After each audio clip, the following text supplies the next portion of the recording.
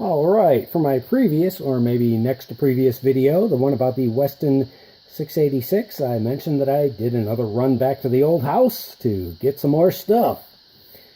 And this is one of those things that I found. Now, I always knew I had this. I didn't forget about this.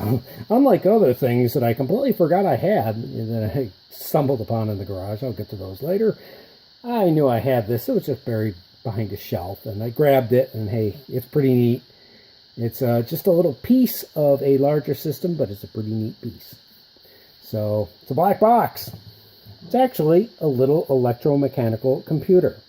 Let's see if we can get up on that tag there. Computer. Mag variation CP-290. ASN-7. Ford instrument. Part of Sperry Rand. This is part of the ASN-7. AN/ASN-7 navigation system. This was a circa 1960 or so dead reckoning navigation system made for aircraft.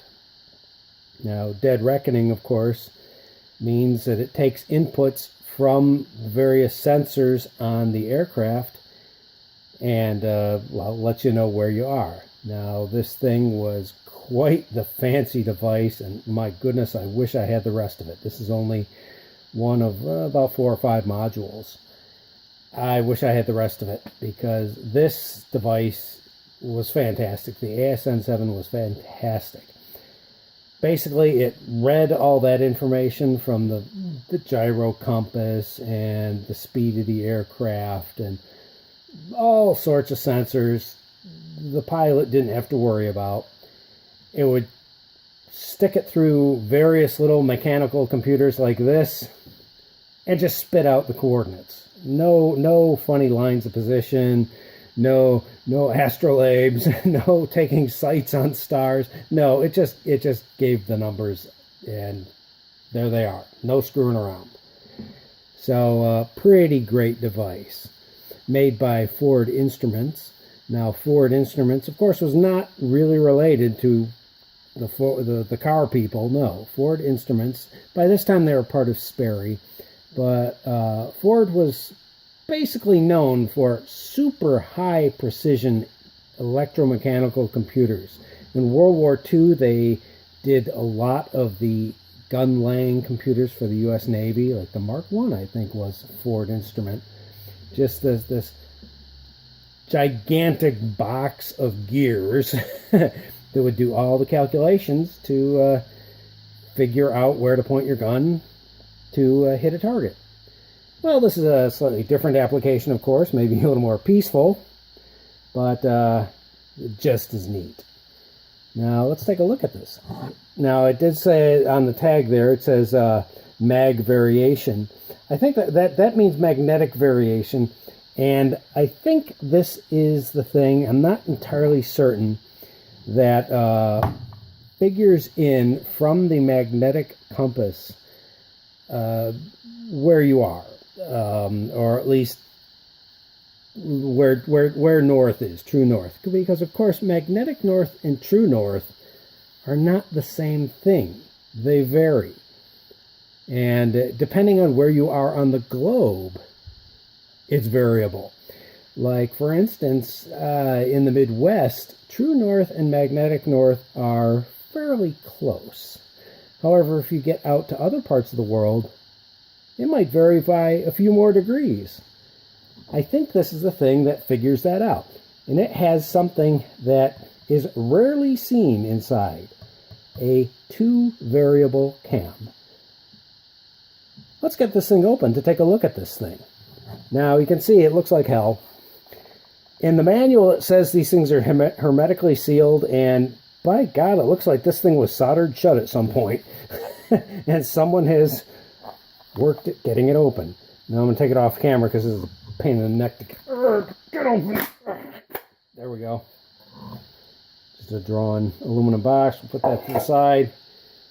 And here we go. Oh, look at that goodness. Got some circuit boards. We've got synchro motors. We've got gears. We've got a lot of gears. I mean, this thing is beautiful. The Ford instrument was just known for their precision. There's not much else to look at here. This holds the fuses. It's this weird thing that, yep, it holds fuses. That's its job. And it's got a couple of connectors. So this just hooks into the rest of the ASN-7. Nothing to look at. Just on a little mount. But look at that.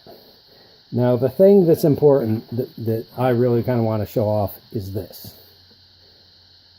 Now, you may look at this and see it's a hunk of metal. It's not a very pretty hunk of metal. It doesn't look very round. That is because it is a 2-variable cam.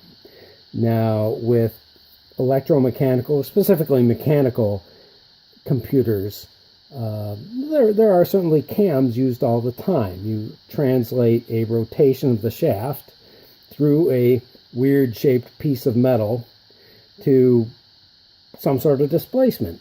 If you're at such and such degrees rotation, the cam throws a little doohickey off so many millimeters or whatever. However, this one, and we'll spin it a little bit, that's all misshapen, isn't it? Now, yes, there is a little bit of grease on there, so it does kind of make it look a little more rough than normal. But it's just this ugly looking piece of metal, isn't it? That's because it is a 2-variable cam. You feed it 2 variables and it spits out a solution. And that's what this bit is here. You'll see that we have a shaft here that can, along this very long pinion, and we have a worm screw here. Now, I'm going to try and do some of this stuff manually because obviously I don't have the rest of the system. We can see that one of the synchros will move very slowly, but it does move. The worm screw, oh, I need 3 hands for this, and move this whole assembly back and forth. And if you look, that assembly holds, see if we can see it, down in there, a contact with the cam. Now,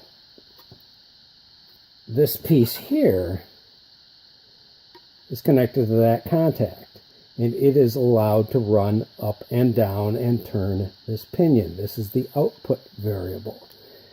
So we have input variables. Well, we can turn the cam. We did that before. And we can also turn that screw in and out, that worm screw. And as we move that worm screw in and out, it's going to hit various portions along that cam. But we can get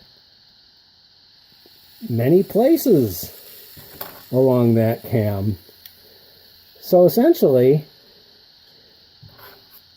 this piece here will ride up and down, turn that pinion according to where that worm is and where the cam is.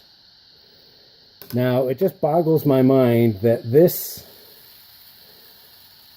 misshapen piece of metal is actually a precision piece.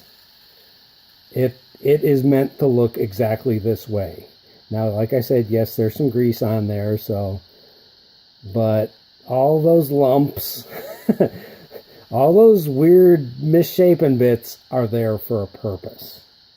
It is the thing that forms the solution to this function and moves that thing, and you can see moves this long pinion. It eventually moves this synchro here, which sends the signal out to the rest of the system. It just boggles my mind. How did they even machine that? I don't know. It's first of all, how did they figure out how to machine that? And then how did they actually machine that? I don't even want to know how that tooling looks. So yeah, interesting device. And you know, this is only one piece of the ASN-7. The ASN-7 has 2 or 3 other pieces just like this, maybe even a little more complex than this, that figures out, and like I said, it takes in all the inputs from the various sensors of the aircraft, spins a bunch of gears and weird shaped pieces of metal, and out in the cockpit just throws out a couple of numbers, latitude and longitude. Figures everything out. I'd love to find more pieces of the AN-7. Somewhere I do actually have a manual. This is the only actual piece of an ASN-7 that I have. Like I said, I'd like to get more, but we'll see. I probably stumbled at this at a Hamfest or something like that. I don't know. Probably in my period when I was buying everything electronic that was military related, because I've had this for forever. But yeah, it'd be neat to get the rest. It'd really be neat to kind of get the thing working too, but well, that's probably kind of a little bit of a pipe dream at this point. So yeah, this as far as I'm concerned is analog mechanical computing art at its finest. Alrighty, leave it like that so you can see the gear, see the cam rather. Alrighty, well, I hope you like this quick video. Leave a like, leave a comment, or whatever, and I will talk to you later. Bye-bye.